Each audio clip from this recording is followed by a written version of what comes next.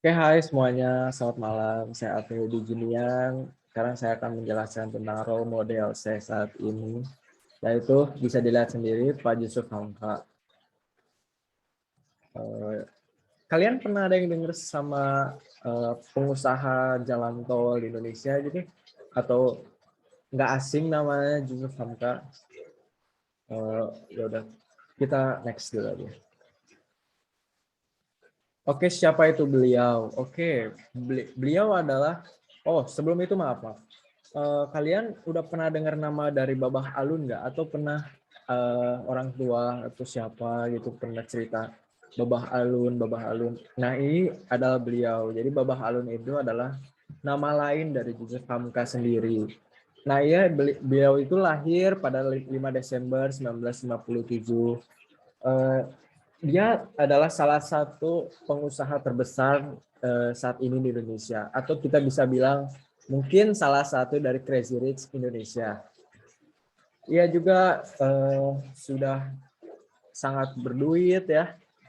Kalian bisa googling sendiri penghasilannya berapa. Tapi dia juga mempunyai hati yang sangat dermawan. Ia juga sangat disenangi sama masyarakat. Apabila nih ada masyarakat di suatu daerah yang lagi ada bencana atau kesusahan di bidang keuangan atau apa, atau ada bencana alam, beliau selalu membantu masyarakat tersebut. Jadi bisa dibilang ini adalah pengusaha jalan tol yang sangat sukses dan rendah hati dan juga dermawan.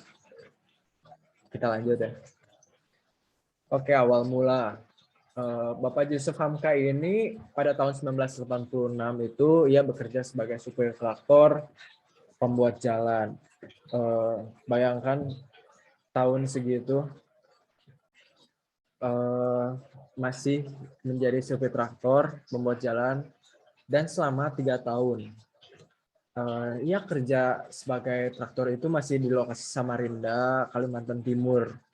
Jadi saat itu keluarganya juga masih tinggal di Bukuan, Kecamatan Palaran, di pinggir Sungai Mahakam, dengan gaji sekitar 750.000 per bulan. Bayangkan tahun segitu 750.000 per bulan masih tergolong jauh dari kata mewah ya.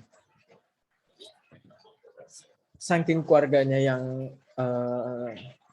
tidak terlalu mewah atau sangat jauh dari kata mewah, tinggalnya di pedalaman Samarinda. Terus Bapak Yusuf juga beliau sangat gimana ya? Jadi beliau itu kayak makan telur sama kornet aja itu sudah sangat dibilang kata mewah, sangat mewah sekali. Bahkan untuk makan sayur aja harus nunggu pasar pekan atau buka 1 minggu sekali. Bayangin dulu kita harus makan telur dan kornet saja sudah dikatain sangat mewah bagi dia sendiri. Sayur aja susah banget dicari ya buat konsumsi. Nah, kita sekarang yang bisa mencari sayur gampang, di mana-mana sudah ada, kita susah untuk makan sayur ya kan. Sama saya juga. Oke. Sorry, lanjut.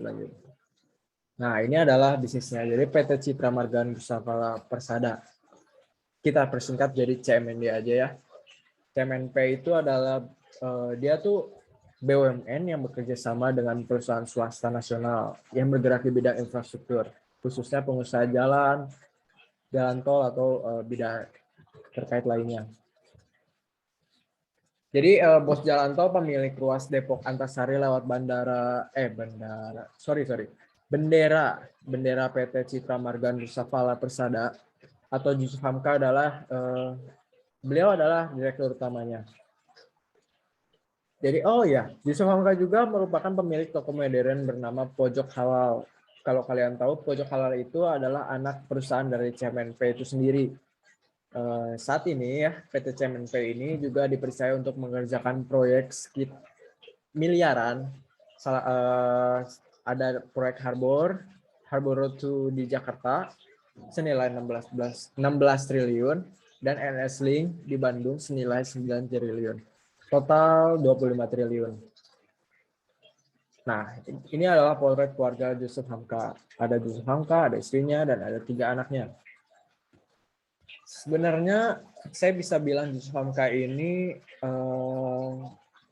sangat beruntung ya, karena mendapatkan istri yang sangat support suaminya sampai hingga saat ini menjadi bos kaya raya. Beliau sama istrinya juga dikaruniai 3 anak, yaitu yang pertama ada anak perempuan namanya Fitria Yusuf. Jadi Fitria Yusuf ini sekarang menjabat direktur utama PT CMNP sendiri. Terus Pak Yusuf Hamka juga menempatkan 2 anaknya, yakni Faisal Hamka sebagai komisaris utamanya dan Farid Hamka sebagai komisaris. Selain menjadi komisaris utama di perusahaan sang ayah, Faisal atau anak keduanya ya, Faisal juga merupakan CEO dari Lumi Hotels